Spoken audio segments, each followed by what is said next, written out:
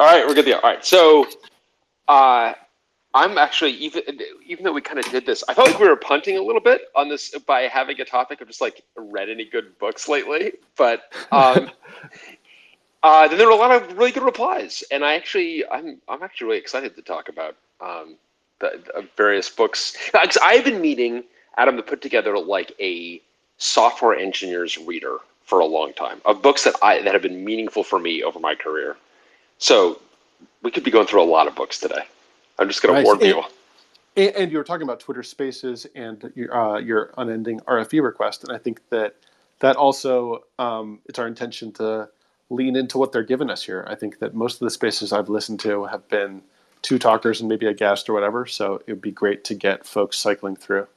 Yes, absolutely. Want to hear other great recommendations. We are going to hit two little mental divots of mine, two little mental problems of mine. One, so Adam, I mean, you and I have known one another for a very long time, so I'm almost certain I have dragged you through my issues with highlighting in books. Are you? Other people I mean, I know that other people have highlighted your books, which is outrageous. This is what I'm talking about. I mean, so you know my position on highlighting books, on defacing books, really, which is what I'm with you. I'm with you 100%. Like, except, and I think we shared on this one. The only times I've underlined or highlighted or commented in books is when I've passed the point where I've decided the book was trash, and that I wasn't defacing it. I was improving it by leaving my comments in the margins. So you were like, it was a rebuttal as far as you were concerned. Kind of. I mean, and I know that I feel like I'm bringing us to Hottie and the Naughty already from your Ishtar, but like, with How to Castrate a Bull is a book, Jesus. a terrible That's how book. We're starting. Yeah, I got to start there, right?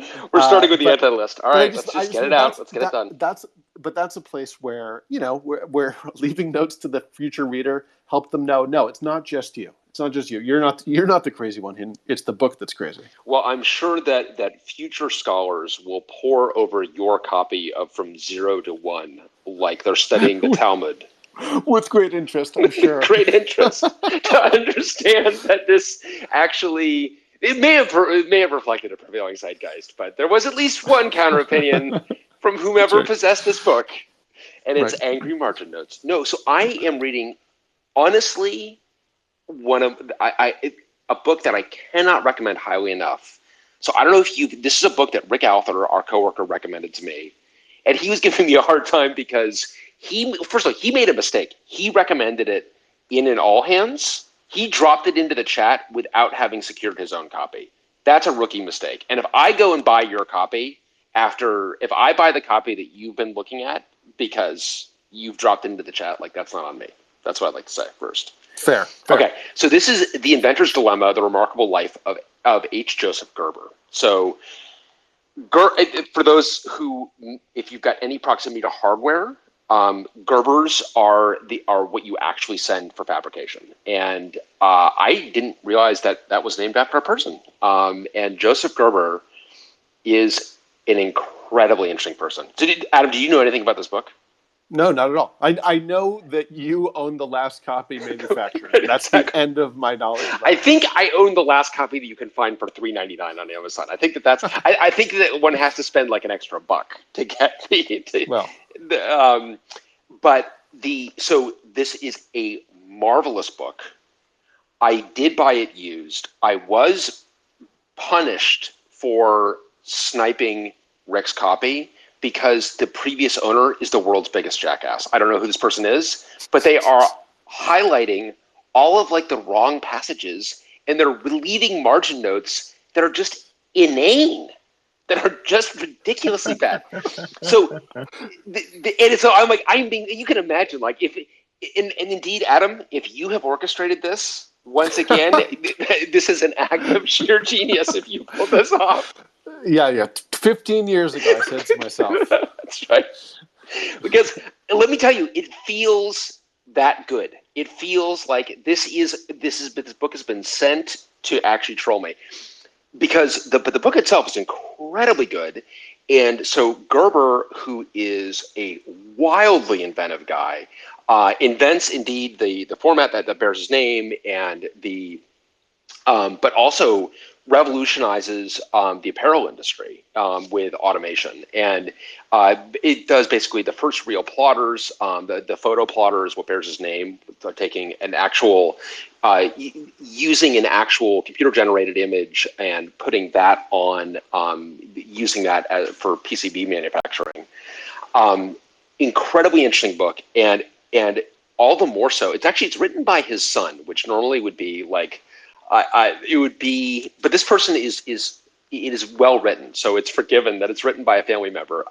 And in particular, though, he grows up in Nazi-occupied Vienna and he's Jewish and escapes. The first 6 chapters consist of his family's escape from Europe, and holy shit! I mean, it is just. I mean, it's incredibly vivid, terrifying account. But he basically gets to the U.S. and that very much like structures the way he thinks of his career in life, and it is an amazing read. So this is my, albeit with the caveat that you should not read my copy because the inane margin notes are terrible. But it's an outstanding book, and you and everyone I think would really like it a lot. So awesome. This is my first recommendation. I've got no idea what format we're going to go for here, but I'm just going to throw out it's my first. I don't know if you want to go round robin or what, but well, do we want to let folks kind of put their hand up, volunteer to speak, talk about something that they read or listened to? Yeah, so I think we should go round robin. So that's mine. So whoever's next, go with a podcast or book that maybe documentary that you've read that's been meaningful to you, maybe recently, maybe not so recently. One thing I've definitely been trying to do in the pandemic that has worked for me is using that commute time for reading. The commute time that I no longer have to spend, make sure that I'm spending that reading. So I would encourage everyone to do that. Hopefully other people have been doing the same. It's been very good for my own mental health. But yes, Adam, you want to go next? Then we'll get other folks in here. This is a little bit divisive because I think I recommend this to you, and I don't think you loved it. But there's this book, Drift into Failure, and it describes a variety of disasters and how the response to many of these disasters is to find the broken component or the broken part or the broken process, the broken person, and repair it or fire them or whatever. When in fact, often these failures are a result of like a cacophony of failure or this drifting into failure where a small change to a maintenance schedule kind of changed slowly over time to the point where it dramatically diverged from the initial intention. And that initial intention got lost along the way. And this is everything from aircraft disasters, which I know are a favorite of yours, Brian, to things like medical failures where the wrong medication was given intravenously, where many bypasses, many safeguards had been bypassed. So I found it a really interesting read, in particular as it applies to obviously our domain, and thinking about building a culture that inculcates safety and correctness and robustness, and also focusing on navigating towards how we find the broken pieces. But don't stop there. But find the broken processes to surround them and the broken aspects of culture.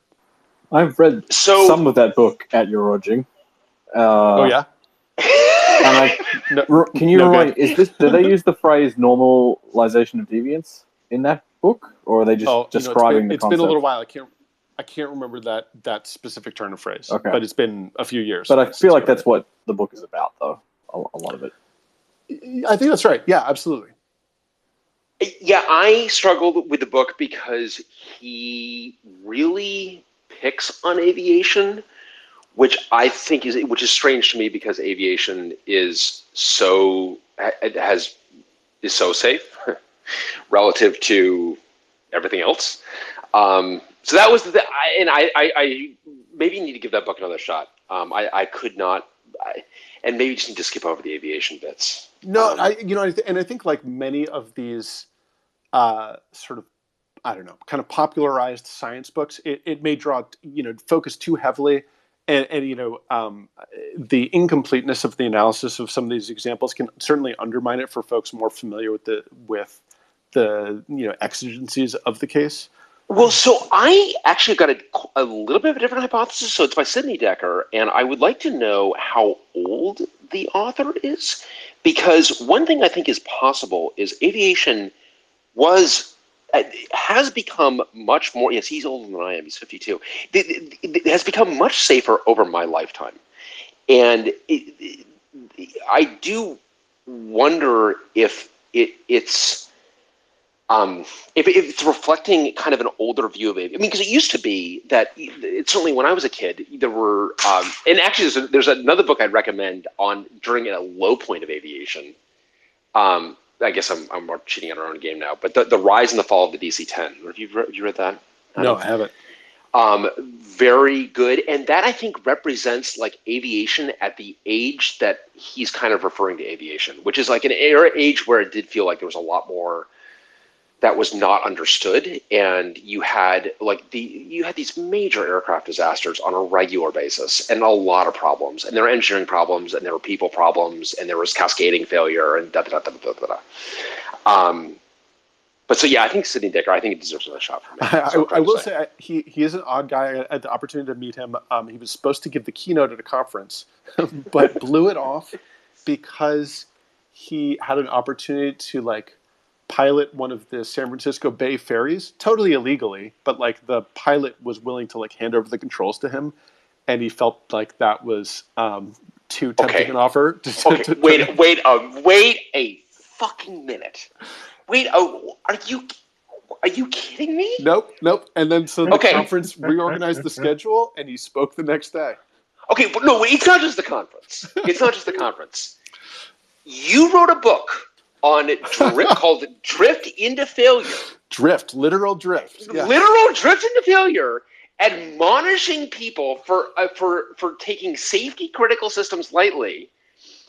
And then you were permitted to illegally pilot watercraft? I'm sorry. I mean, it's a little on the nose, I guess. It's a little on the nose. It's a little on the nose.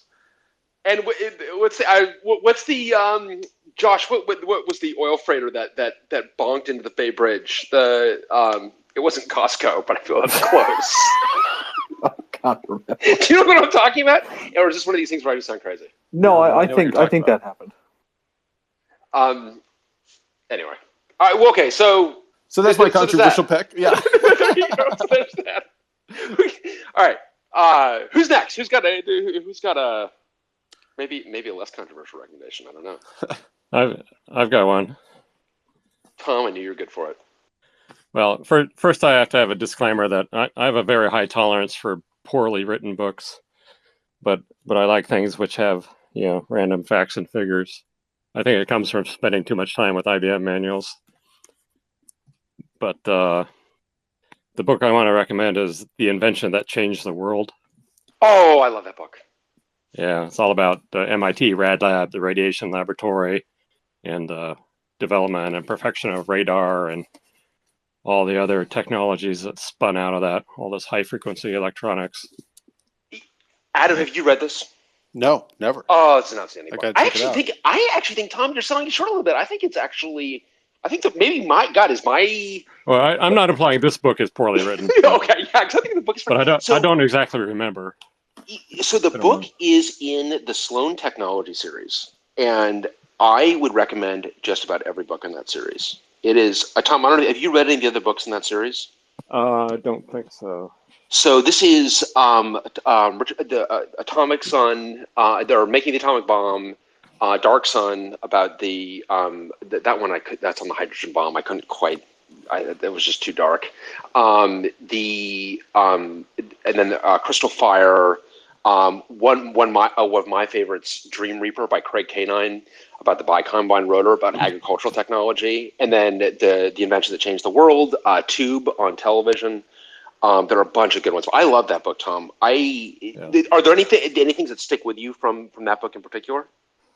Oh, it's been a while, but just the whole context of World War II, and then all these famous names of people involved this way and the other. And it's all this stuff which is critical to the development of the electronics for computers, but really nothing to Yes. do with computers per se.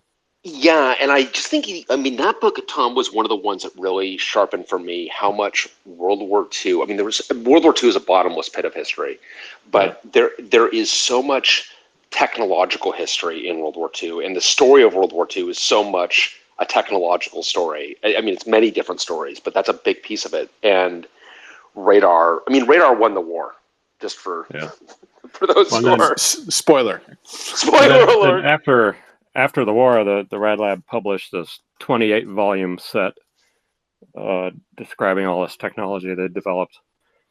And these are really interesting reads, because if you know nothing about some field like microwaves, you can read this book and it starts you at ground zero and takes you way up the curve.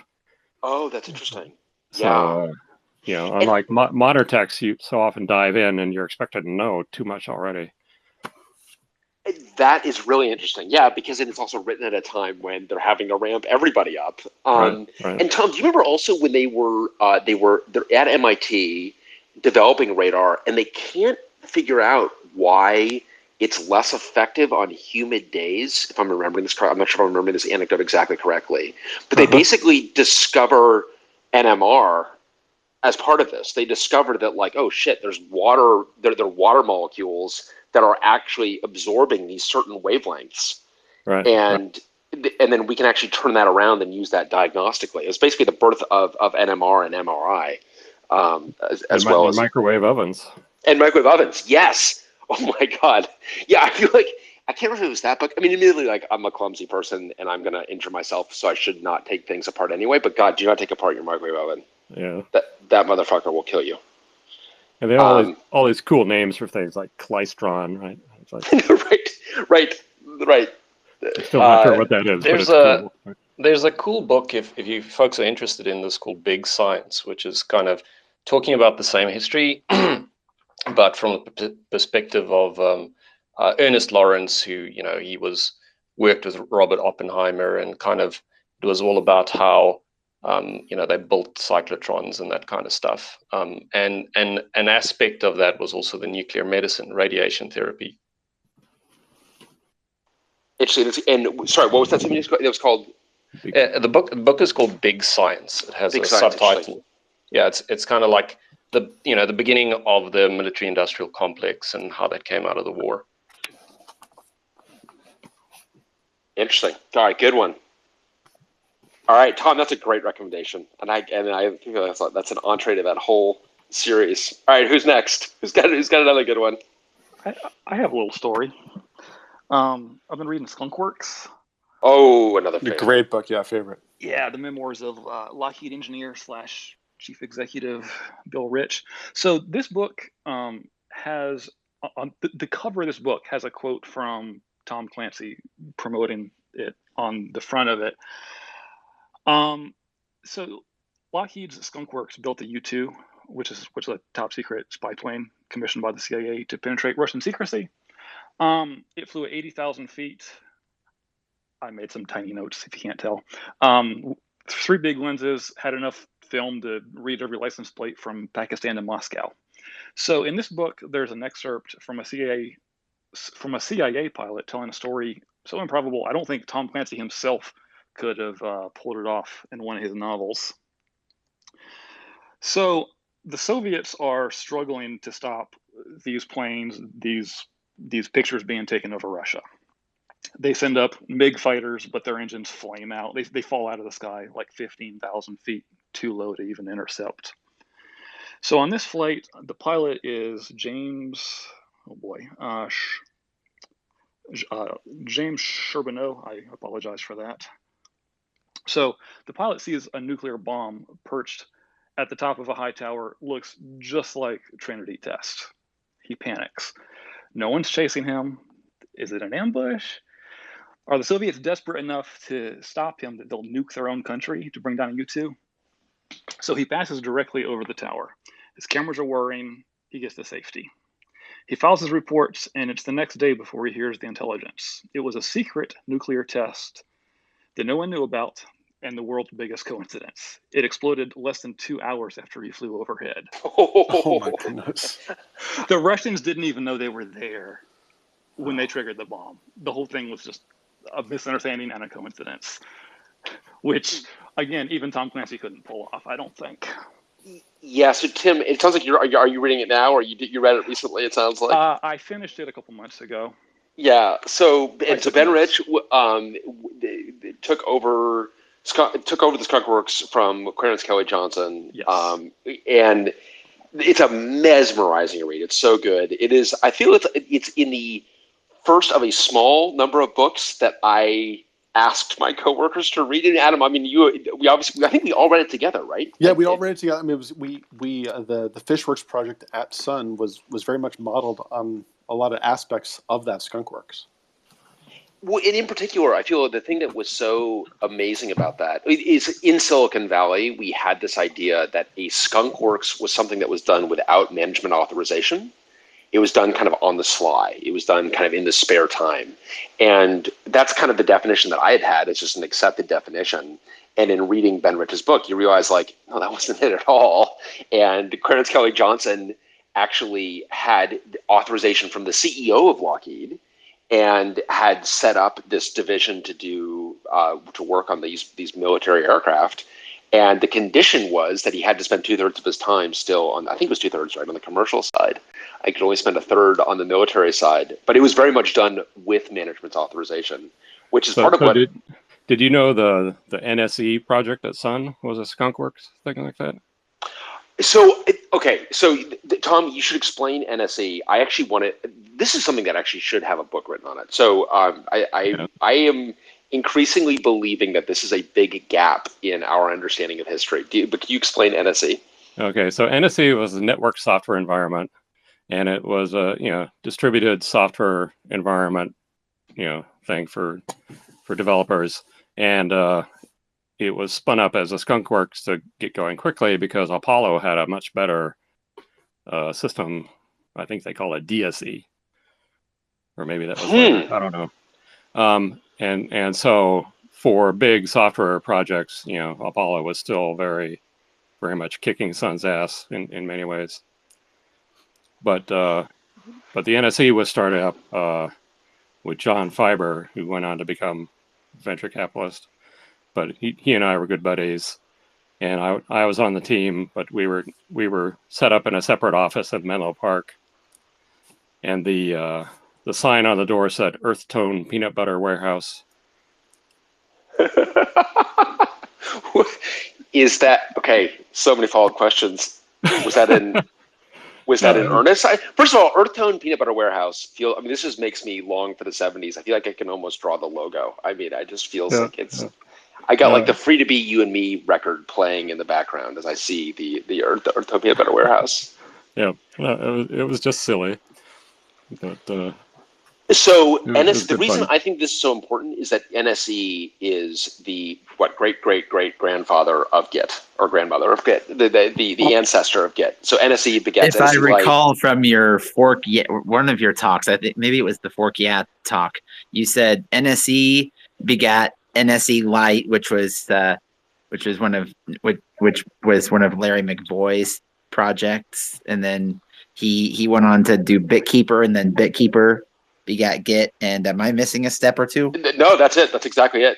Yeah. So and I think it's in reading some of these books like Showstopper and so on of software development in the 90s, boy, the bring over modify merge model is so important to the history of software development. It is a very, very, very important development. Yeah. So I was never the guy behind big software, but I contributed. Two projects came out of that were much lower level. One is the auto mounter, came from that project. Oh, wow. And the other was the translucent file system. Right, TFS, which is the granddaddy of the overlay file system, which is Docker files. Right, exactly. So, all right, well, Tim, very evocative book, obviously, for a lot of us, and that's a must read. I have to say, folks have not read Skunk Works. There are so many great anecdotes. Yeah. I had actually totally forgotten about the anecdote you mentioned. I'm not even sure what the lesson is from that, but I've never heard that story anywhere else, and I don't know why. It's such an amazing action-packed story, and it's just like not even a chapter. It's like 2 pages in the middle of this book. Well, and I feel like that is that book. I feel like an amazing jaw-dropping thing happens once per page in that book. And they did. I mean, the aircraft they built, the U-2, the SR-71, the F-117A are. I mean, some of those amazing aircraft, the most innovative aircraft ever built. One of the key lessons I took from that book was in these innovative aircraft, that were literally doing things that no one had done before. They were also using components from all these other aircraft. They were focusing on, say, the stealth technology in the SR-71, but then getting the avionics from one plane and the landing gear from another plane, and really focusing on the unique properties of that plane, which I thought was a great lesson for startups everywhere. Yeah, I remember, Adam, we really grasped onto that. They used the cockpit, I think, of the F-111A in the SR-71, something like that, if I remember correctly. And because they didn't want to innovate in avionics. It's like, no, this is not like avionics. We want to take like off-the-shelf avionics, because where we're innovating is in the airframe and the vents. I remember that, like, there's so much with the SR-71. Yeah, just amazing. And and my dad is like cuckoo for the SR-71, and I always thought it was a little bit like, all right, just like tone it down. And then I saw one of the last SR-71s at Dryden Flight Research Center. It was just like sitting in a hangar as we were kind of walking between meeting rooms. It's like we're walking between meeting rooms with the customer, and you're like, holy shit, that's an SR-71. It really is an amazing aircraft. That thing is just unbelievable. Yeah. They have one on the aircraft carrier in New York. So anyone can go see it. I'll have to put that on the list. All right, who else has got a book? Yeah, Matt, go ahead. The Friendly Orange Glow, and I know that you guys have talked about that before, and in fact, I read it based on your recommendation during the space that we did about a month ago. Now I admit I have not yet read, or rather listened to, all of part 3. But once I got to part 3, I was like, okay, the chapter about Brody Lockard must be in here. Yeah, right. Well, I look forward to you getting to that chapter. But you're liking it so far. Oh, I skipped ahead to that chapter. But one of the things that really stuck with me from that book was just how much research from things as varied as ARPA and NASA and educational research into education was spurred by the Sputnik launch in 1957. Because if you recall from chapter 2, that was where it all started.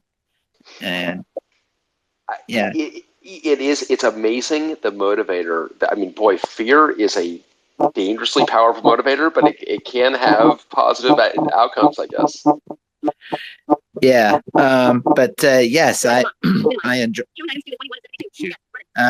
Yes, I enjoyed what I've read of the book so far. I mean, I did read all the way through parts 1 and 2. The part 1 about the development of Plato itself, and then part 2 about the community. So many things were pioneered in that online community. Online forums, real-time chat, multiplayer games, just the whole online community. They had it all in the 70s in that small, relatively small community. So I enjoyed it. I would also admit, I don't know what your take is. I also think that book is well written, and it's very well researched, and it's a clear like labor of love. Clearly, this is not something that is like this is. I mean, God, and it's. I think he first started gathering material for it like in the 80s. But it is. It's a really, really good book. Obviously he wasn't capitalizing on cashing in on some on a fad or anything. He was he researched it because he loved Plato, and yeah. So sorry, I don't really have much more to say about it. No, not at all. That's all right. And thank you, by the way, for agreeing with our recommendation without saying actually. Like, actually, you were right. Like, you don't have to say actually. You don't have to sound surprised. It was good. And Adam, you've not yet read The Fun of the Orange Glow, right? No, I'm like a book back. I'm still on the next book, on the Steve Jobs and the Next Big Thing. How good is that? It's astounding, actually. And I mean, I felt like I couldn't recommend a book we had already recommended, but like, man, that book is fascinating and really reveals Steve Jobs like a totally false prophet. And I just finished that too, based on your guys' recommendation. Yeah, Tom, what'd you think? What an asshole that guy was. I mean, but asshole is too reductive in a way because it denies the sort of self-imposed ignorance that he had, because it wasn't enough to be right. It was being wrong and still insisting in being right across the board and forcing this cognitive dissonance on all the folks around him. It's really astounding. It is. So, Tom, I got to ask you, because I was struck by the history of sun in that book. That's the thing I was totally unprepared for that I thought was very interesting. What was your take on the history of sun in the next book? Oh, it was good. I mean, I didn't see anything stand out as wrong or anything. Well, that's high praise. That's the. Yeah. I mean, but the detail that he goes into about sun, and then says something along the lines of, well, but Sun's story is never going to be written because these weren't self-aggrandizing guys. They were just folks who built the fastest growing computer company of all time. It's just like Tom Lyon. He's too nice a guy. Man. There needs to be a book about Andy Bechtolsheim. There does need to be a book about Andy Bechtolsheim. I agree with that. Unbelievable string. I do agree with that, actually, Tom. That's a very good point. That, like, in terms of, I guess I have been kind of thinking about, like, what are the biographies waiting to be written? And God, I just hope that Andy has kept stuff, because that's if he's kept stuff, the biography can be written. If he is been, I think. Speaking of kept stuff, so I have another recommendation from the Sputnik era. Oh, go for it. Yeah. It's Makers of the Microchip. It's a history of Fairchild. Oh. And I got it thinking, okay, this will be a nice light read. No, I haven't really attempted it yet, but it's a serious book, and it's chock full of copies of the engineering notes from Jay Last, who was one of the traitorous 8 at Fairchild. Oh, that sounds good. They lay out these pages from his document, and they go over what it all meant, and blah blah blah. And he wrote the whole foreword for it, and so it looks really intense. So, Tom, if I can make, you read one of our recommendations in terms of Steve Jobs and the Next Big Thing. If I can recommend one of the recommendations you made to me on the book on Data Point. Data Point by Lamont Wood, The Lost Story of the Texans Who Invented the Personal Computing Revolution. I thought I really enjoyed that book. That does not sound nearly as heavy as the Data Point basically design the instruction set of the Intel 8008. That is more or less. Yeah, no, this book has a slight angle in that's definitely the claim of this book, but they are indisputably there at the dawn of the 4004 and the 8008, and they definitely influence it for sure. Yeah. The other book from that era I posted on Twitter was the book about weighing. Is this riding the runaway horse? Yeah. So that was pretty good. But that's another one that's okay.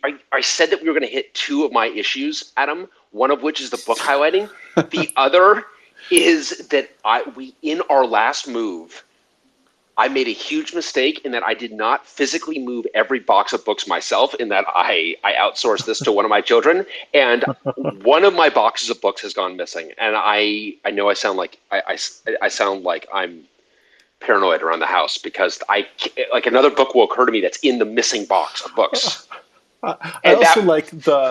One of my children moved it and now it's missing. Look, I'm not blaming anyone. I'm not blaming anyone. I'm blaming all three of them. That's right. They can all share the blame, and it also would not be beyond them.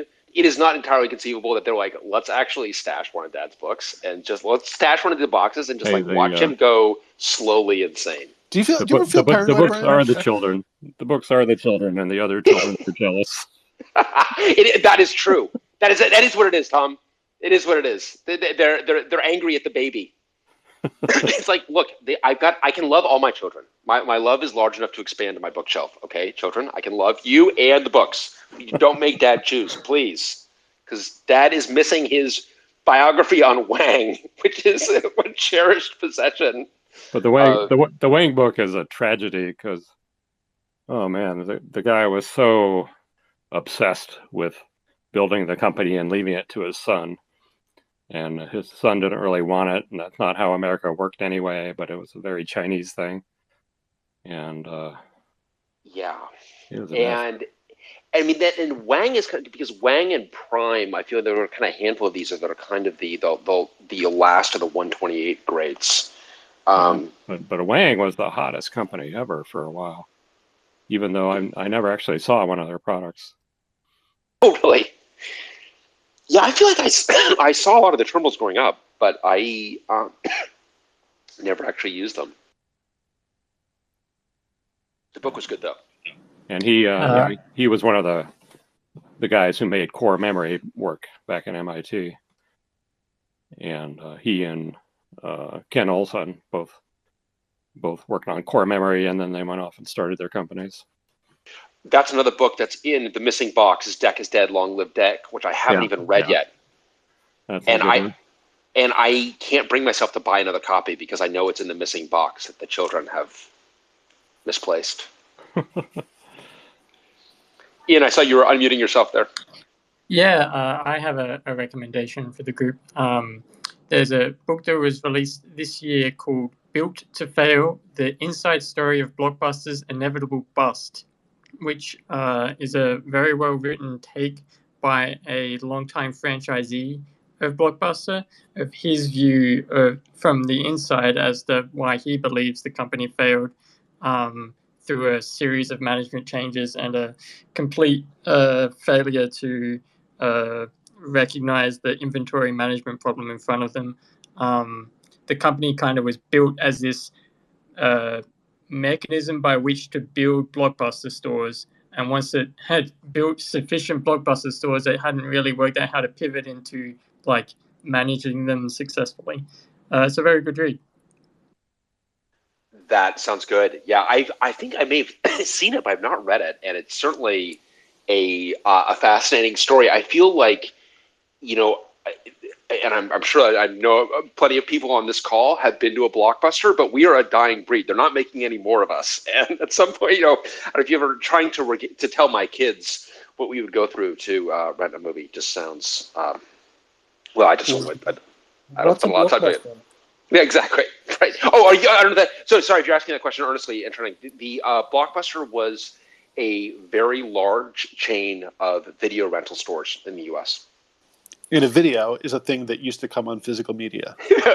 And physical media was something that you would. God, it's like that's right. Okay, that one I do know.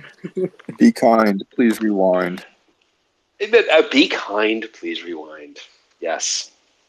So yeah, the other thing that was kind of interesting in that I didn't know, because I did grow up with Blockbuster, but I was not young enough for this era of the medium.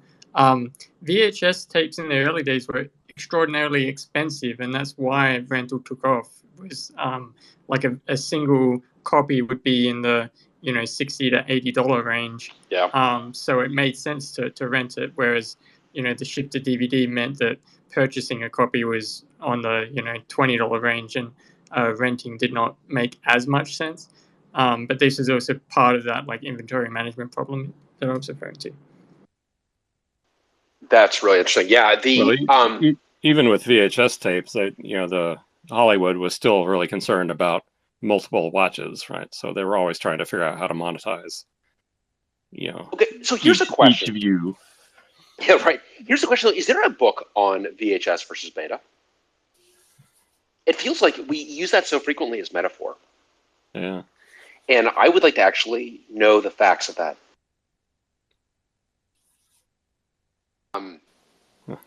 Betamax being another rival format by Sony, supposedly better. So I actually kind of ran that to ground once just because I was curious. The Wikipedia articles are actually pretty good. The thing is that VHS, pretty much caught up to and then eclipsed Beta pretty rapidly.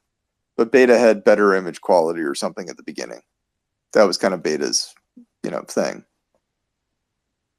There's no beating a narrower tape. It's physically less bandwidth. The Beta is or VHS? VHS, it's a narrower tape. Ah, interesting. And then there was the Laserdisc as well, which was roughly contemporaneous, but the Laserdisc had to be flipped halfway through the movie.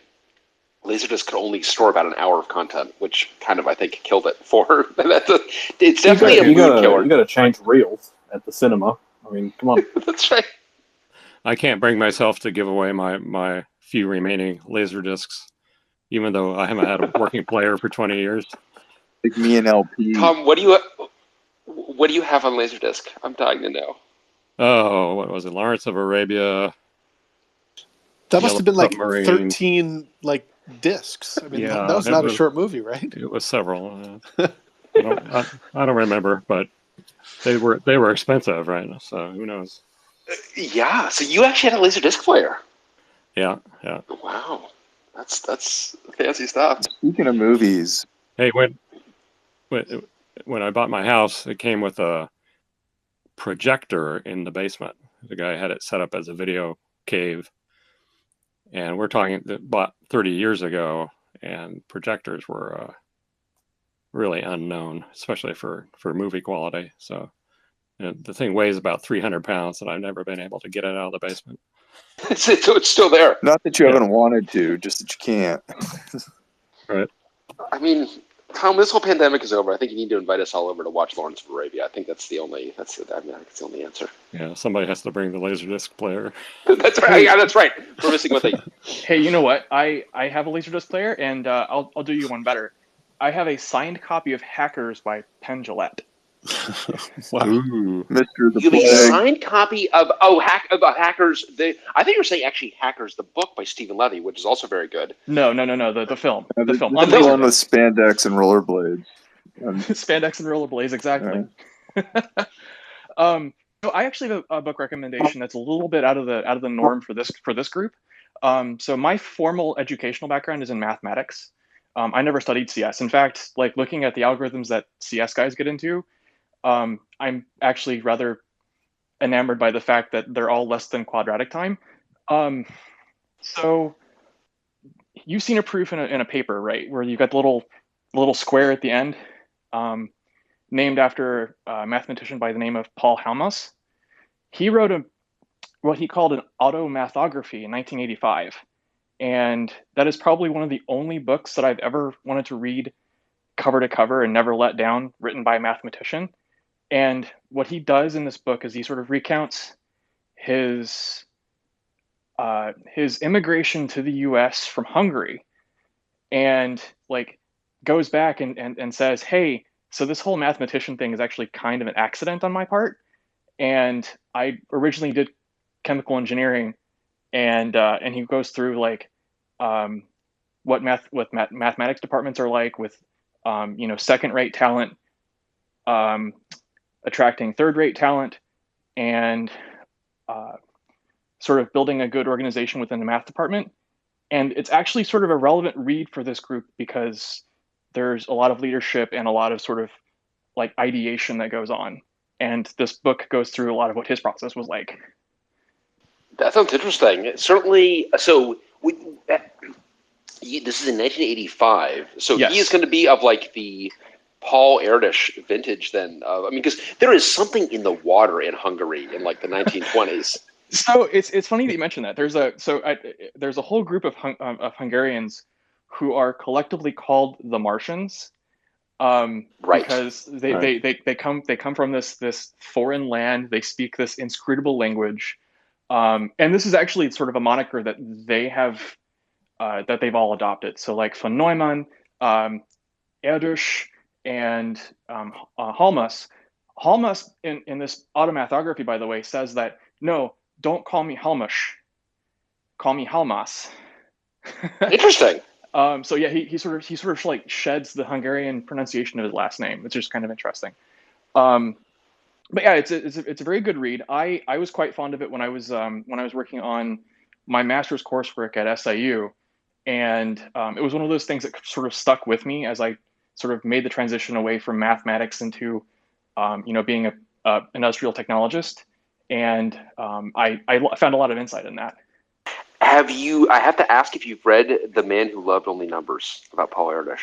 By Paul Erdős, I haven't. Not by Paul Erdős, about Paul. It's a biography of Paul Erdős. Right, it's of Paul Erdős. I haven't yet. It's on my list of things to read.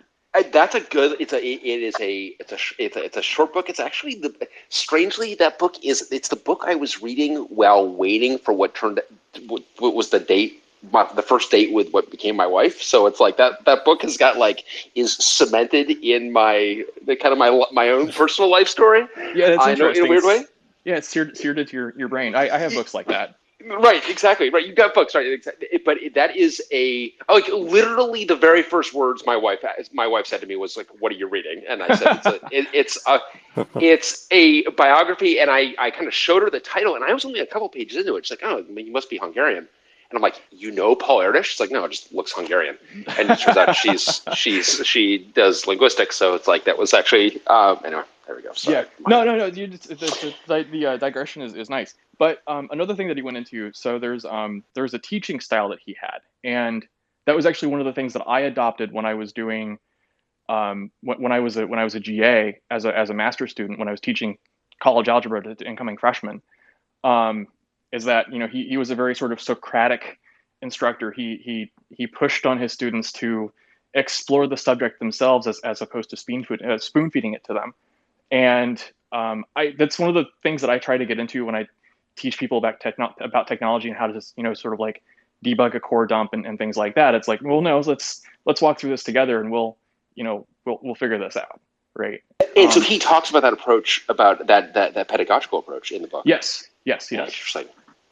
Yeah, that sounds really good. That definitely sounds like one to read. Hey, Brian. Sorry. You mentioned Hackers by Stephen Levy earlier.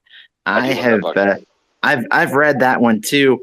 I have to say though, having read the appendix about Richard Stallman, and just how extreme he was, not only on free software but on lack of passwords back in the day, it kind of left me with less sympathy for his position, because it just seemed like he was hanging on to the what.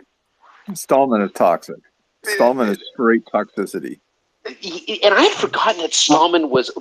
I had to say, and I have not read Hackers in 25 years. I should probably go back and reread it. What I get in my head is a very vivid description of the Sierra Online folks in their hot tub. It just feels like very on brand for Sierra Online, which is a games maker. In the Ken and Roberta, what was her last name? Williams, thank you. I just visualized the hot tub. I know a hot tub that I have got no desire to be anywhere near. I'm not setting my time machine for that particular hot tub. But yeah, I forgot that there was a Stallman. The audiobook, an audiobook of Hackers came out like 5 or 6 years ago. I mean, it's not spectacular as audiobooks goes, but it still beats text to speech, so I took it.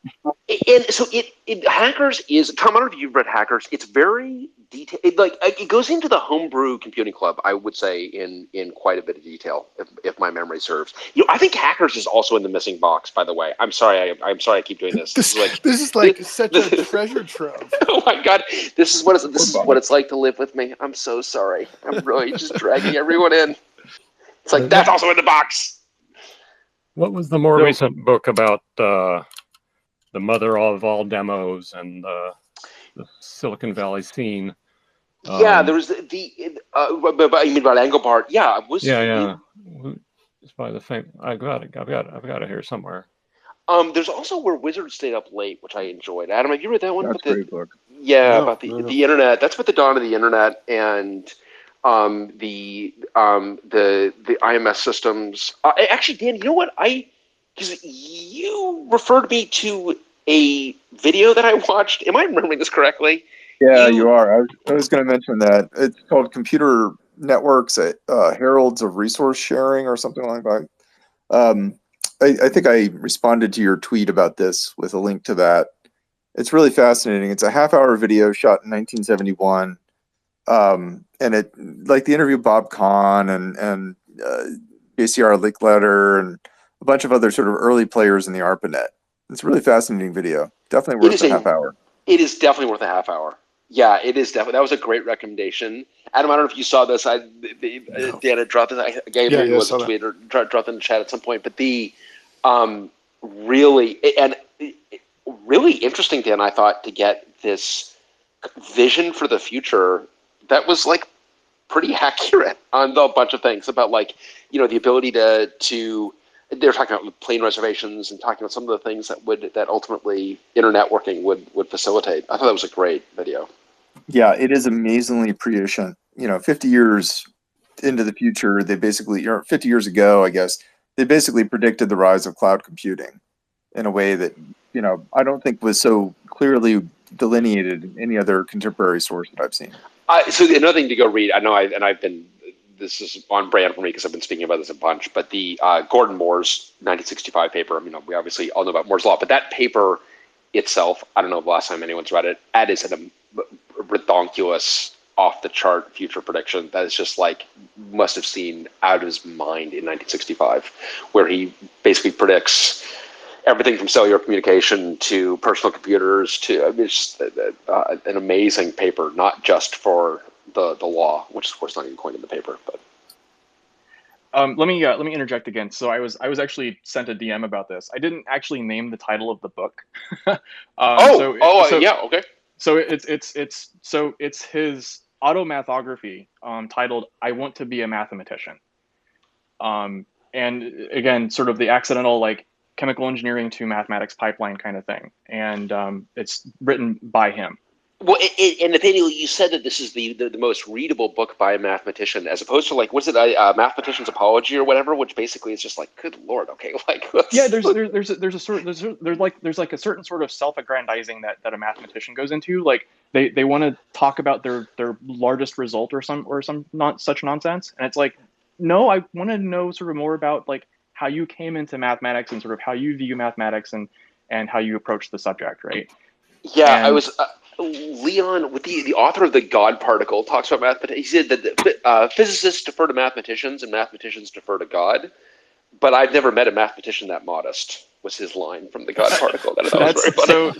So that's actually sort of an apropos kind of I guess conceptualization of what a mathematician is. Like, people think about it as like numbers and things like this, and it's like, no, we really sort of sit down and define things, and then we have God tell us, like, what comes out of the things that we define.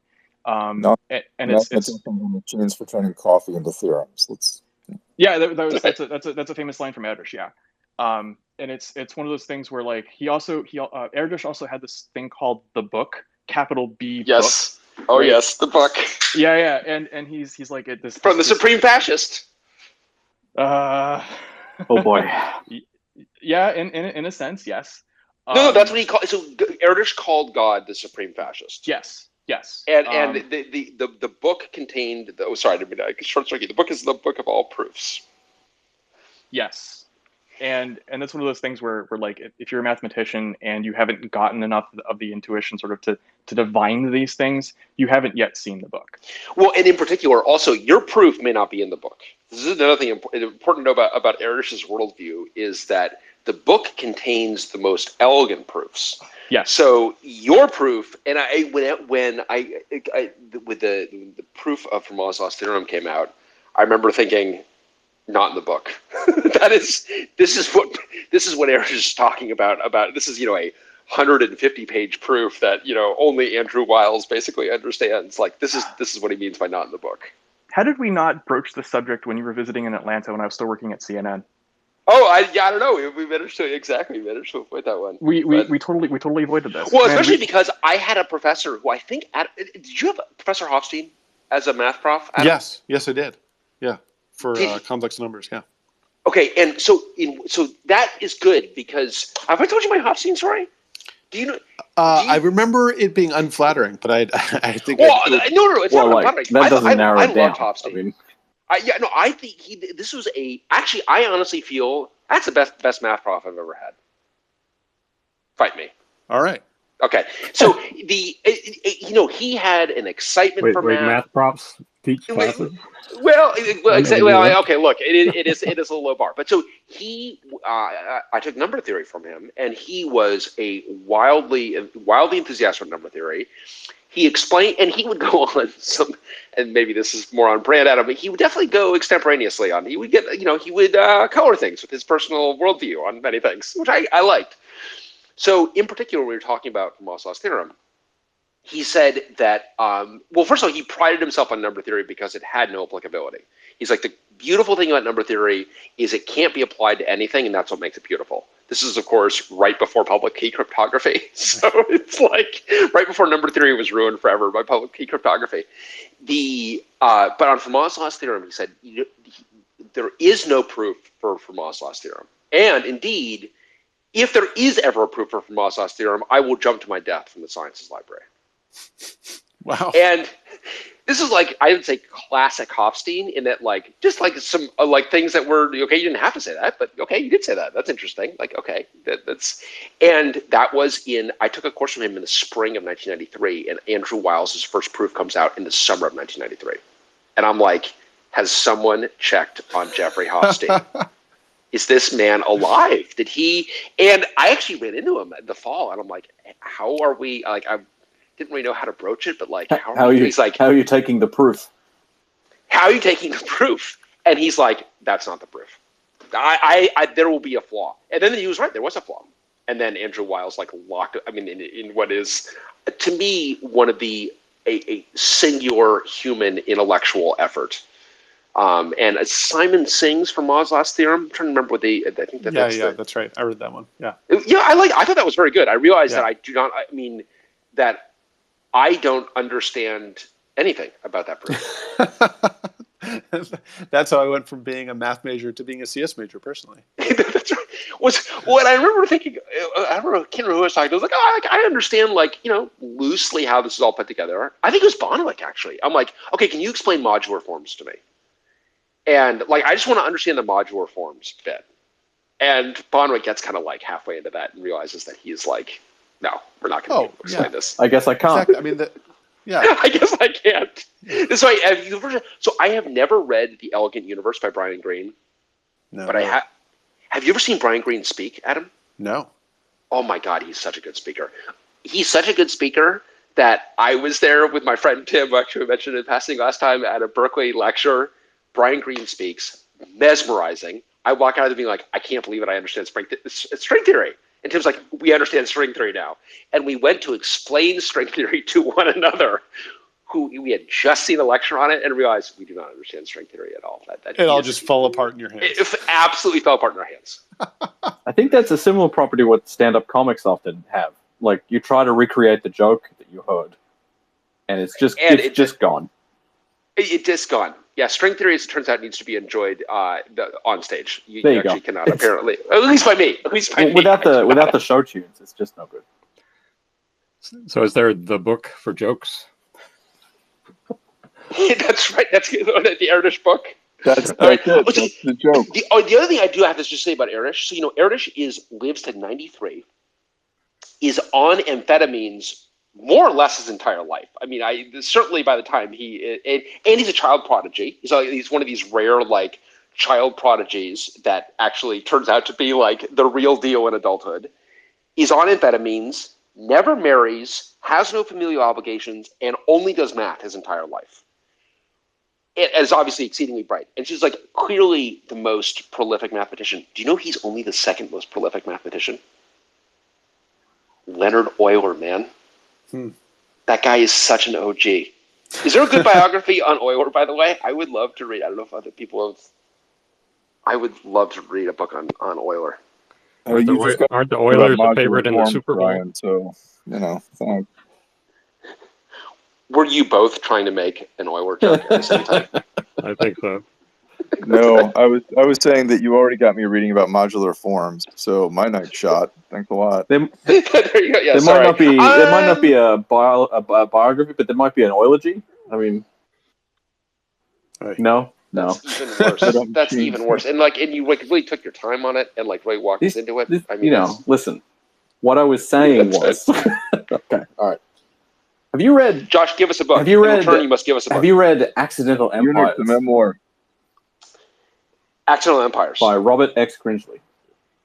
I have, and it's. Are you reading? Have you read it recently? I've not read it recently. I read it. I think that's also in the box. I read it when I was. Also in the box. I read it when I was 12. I think I want to say, and it was a big part of my wanting to work on computers when I grew up. What's Robert X. Cringely? You remember him, Tom? Is he still around? Was that a pseudonym? Is that a real person? First His of all, name's like Mark. Real name. Mark Stevens, I think, or something like that. It's a pseudonym for his column. I thought it was his real name. No, it's a pseudonym for his column at I want to say InfoWorld, but I mean there aren't magazines anymore, so I don't. I think PC Magazine. PC Magazine. I want to say, Tom, what do you? I don't remember which magazine, but he was certainly all over the place in the 80s. But yeah, Josh, I read that, but I read that 25 years ago. Yeah, so I have no idea how long it is. It's definitely I haven't read it for years, certainly. In the spirit of books I have not read for a long time and I'm rereading now, I'm reading Startup by Jerry Kaplan, and it is terrific. I'm really, really enjoying it. Also, one of our angel investors appears as kind of a minor villain in it, which I find very interesting. But it is, Tom, this is on, I don't know if you knew any of the Go folks. This is the tablet folks. Yeah, I know. Really interesting book, though. Did anybody mention Unix, a memoir? Brian Carnahan's new book? I've not read it. How is it, Dan? It's really good. It's really good. Really good. It's great. It's a little dry, but it's good.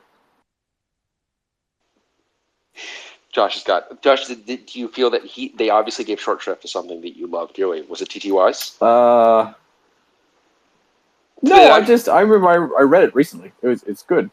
It covers a lot of stuff. Or was it excessive praise of something you hate? That's right. I feel you're closer. Listen up. Jeremy, I saw you hopping in there. Do you have a recommendation?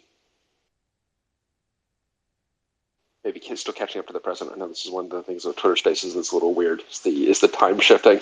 No, I had to walk over to the refrigerator, and the unmute button isn't synced to the Bluetooth headset, and so maybe that's a feature for the future.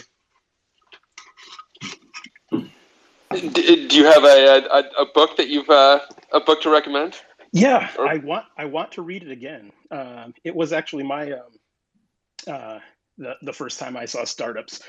And so from Vancouver, Douglas Copeland, I guess 26 years ago, Microsurfs. Microsurfs.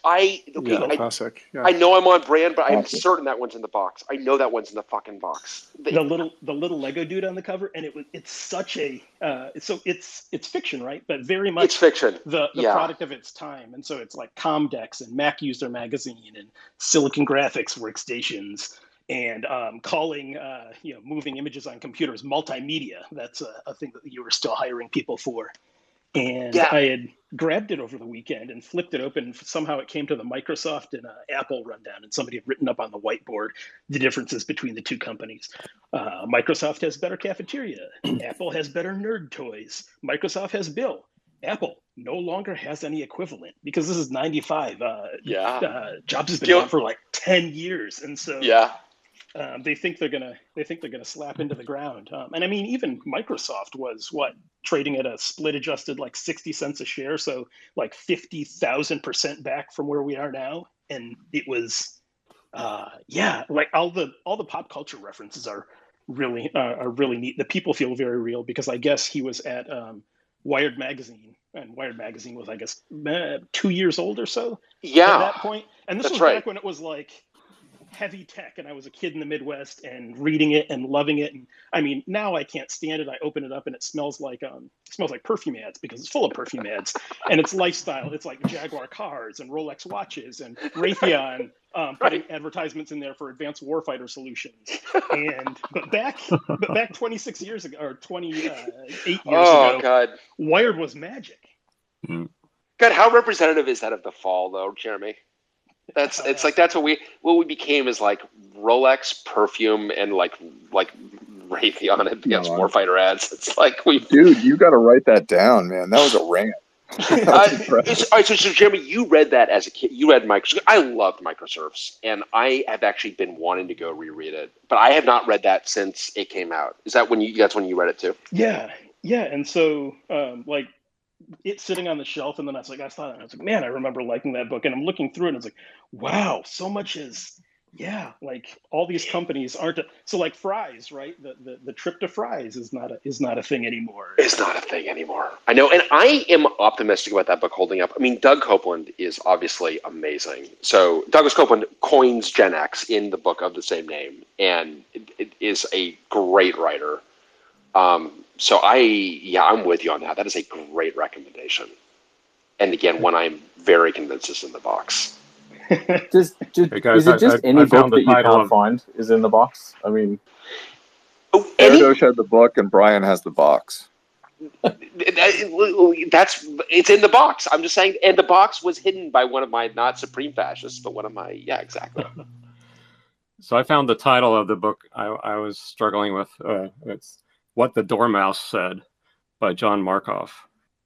And it's all about the mother of all demos and Silicon Valley and the LSD scene and the Grateful Dead and Xerox PARC and all this stuff happening at the same time in the same place.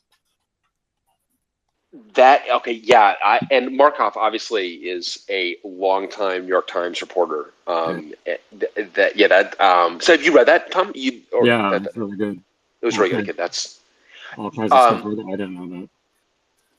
And Tom, did you read Dealers of Lightning? So that's another great one. I mean, it's a classic on Xerox PARC. There's a new book out about the development of the Xerox Star, but it's fictionalized. So all the characters are fictionalized, but it's got kind of the whole development process and a lot of the weird stuff that going on. You're reading a fictionalized development of the Xerox Star? The names have been changed to protect the guilty. Yeah, it's pretty strange. I don't know why he went to those lengths. What's the book? That sounds great. I mean, get it back here. Yeah. Inventing the Future by Albert Corey. And Albert Corey is a pen name of whoever the guy was, who was an actual engineer on the project. Are they deliberately? Why the fictionalized account, I wonder? It has some not flattering stuff, but it's mostly about the tension between the researchy architects in Palo Alto versus the actual engineers in El Segundo. And I think this guy was an engineer in El Segundo, so it's slanted that direction. Oh, interesting. On the was it the SRS side? Is that right? Am I remembering that correctly? I think the. You mean SDS? SDS. Thank you. I knew I was remembering that incorrectly. Yes, thank you, Matt. SDS. Right. Scientific Data Systems. Right. Well, it was long after that, but it was a few of those people left. But Xerox sold that whole computer business, and then they got back into the business with the Xerox Star. I think it's interesting that they're fictionalizing it because I think that like once a certain amount of time passes, I have to say we had a guest on the Metal who did ask us to go back, and it's like, hey, could you change that particular anecdote about this particular company? Like, sure, we're happy to just like edit that out, but like I don't think that was like, well, I'm just worried that people are still going to have. It's like, wow, okay, that's a long time to have. I'm waiting for enough time to pass for the actual book on the eCache parody error from Sun. So, but I guess not enough time has passed yet. Well, Brian, I don't know if you want to wrap it up, but I thought that one way to wrap it up might be, what's the book that you want to read? I know you mentioned a couple of, is there a biography of this or that? But what book do you want there to be out there, or want to be written, or want recommendations for in particular? Okay, so I am glad you asked. I did not put you up to this, No. you sir. I've never seen you before in my life. So I feel that there are a bunch of technologies that I feel we don't have enough history on, and we lack authoritative biographies on. But I feel like the PCB is so important to everything that it's just amazing how little. I'm looking for the definitive biography of the PCB. The printed, because it's amazing. The printed circuit board, right? That's right. Because I remember as a kid marveling at it. That like, wow, it's like we're going to take this like image and we're going to kind of project it, and and we're going to like, wow, that seems very, that seems nuts. And it's still, the more I feel I know about it, the more questions I have about. I think it's wildly creative. Have you ever made one by hand with a mask pen and an etching tank, or? I've not. No, I would like to do that. I would be, given my, some of my, as we know, I have injured myself in every conceivable way and several not conceivable ways. Copper etch is definitely a new way. Yeah, just do it with a grown-up, Brian. This is why I ended up in software. It's why I ended up in software too, actually, because so I'm Adam. That would be my answer to the question. I would love a book on. But I really want to go to this book on Fairchild that Tom is recommending. I think that sounds good. How about you? Is there a book that you've been looking for? This is like sort of almost in the bad blood vein, but there is an anecdote I've heard from like 7 different people that feels like fodder for a book, which was in the late 90s or early 2000s, there was a break-in at VMware. And then a few years later, Parallels came out, and the folks at VMware found that their hypervisor was bug-for-bug compatible. And, I think enough, you talk about time passing, like, this, I think there's a case of industrial espionage, some, like, the company was then acquired, this Russian company, which came out with Parallels, was acquired. I just feel like there's so much meat on the bone there, and I've heard sort of vignettes from lots of different folks about how VMware discussed it but decided not to pursue this lawsuit because they were worried about Microsoft in the background and that focus. Anyway, there's just so much story there that I wish that journalism was in a state where it could go dig at that. I am biologically incapable from from mentioning the Avanti and Cadence case. Do you remember this? No. So Avanti and Cadence. Cadence. Obviously, we know Cadence, and Avanti was a software company that competed with Cadence, and a guy had gone from Cadence to Avanti, and apparently took a lot of software with him. And when he was, ironically, when he was at Cadence, if I'm remembering the story correctly, when he was at Cadence, his mission was to kill Avanti, and he had this AK-47 program, which was like a violent metaphor. And one of the engineers working on this at Cadence recounted how he lined up 48 AK-47 shells. And told him that this is what we're going to use on the enemy. The guy's like, this is like super violent and scary. But he counts the shells and he's like, well, okay, wait a minute. There's like 48, not like 47. I'm kind of following you with the metaphor, but there are 48 shells here, not 47. Kind of one of those like Frankenstein's monster moments from Silicon Valley. Like, oh, you're one of those guys. He's like, no, the 48 is you use on yourself if we don't succeed. It's like, oh, well, this is uplifting. Oh, so that guy leaves. He goes to Avanti, the company that he's going to kill. He actually takes the Cadence software with him, and then this is discovered when a Cadence engineer is on site with an Avanti customer and sees his own bug in Cadence software, in Avanti software. And then he's like, I fixed, this is very strange because they got the exact same bug that we, and then he started looking for other bugs that he had, and he found all the bugs that he had in Cadence software that was actually an Avanti software. And the reason that you may have remembered this is a manager of ours, Barry Cooks, was going to be an alternate as a juror in this case. Wow. Do you remember this? No, I don't. Oh, no, this is like, Barry is like, I'm going to be away from work for 7 months. Oh. And it was a huge issue with Sun, because like Sun is like, we are very accommodating on your need to serve for 7 months. Whoa, okay, maybe not. It was like, hey. But talk about, so I'm with you. A book on parallels or I think a history of industrial espionage in Silicon Valley would be really interesting. Yeah. Well, you've heard about Cisco and Huawei, right? No. Huawei got their whole start in the networking business, and they got their start with networking by just lifting the Cisco code, with no changes. This is a book that needs to be written, I think. This is the one to read. There were two guys at Bell Labs who tried to steal the Inferno operating system and the PathStar access server and basically take it to China, and their goal was to become the Cisco of China. And they're both doing time in a federal penitentiary right now. This is the advantage of open source, so we don't have to worry about any of this stuff. It's like, please, like, can you just put a star on our repo when you take it? They tried to steal Inferno? Like the Plan 9 derivative thing?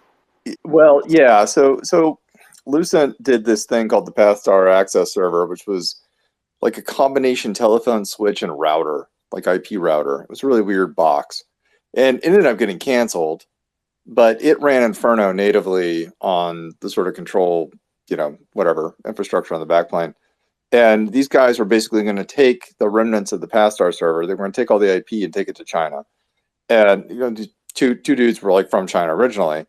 And, they got like, they got wiretapped, and they were admitting to all of this crazy stuff. And basically the FBI came into Bell Labs one day and was like, all right, like, who here worked on Inferno? And a bunch of people had, and they were like, all right, come into this room for interviews. And it was an exciting story. All right, well, I know we've gone over. This is clearly, I think, Adam, we're going to maybe get to pick up this topic again. This is a fruitful one. This is a good one, yeah. So we'll have to have any books not mentioned. I know there are a lot. I'm going to find that goddamn box. I swear. I cannot be. That box is just going to become like a metaphor if I don't actually find it. Thank you, everyone. Thank you for the time, as always. Thank you for the reminders of some great books and some prompts for some new ones. They're going to be exciting to read.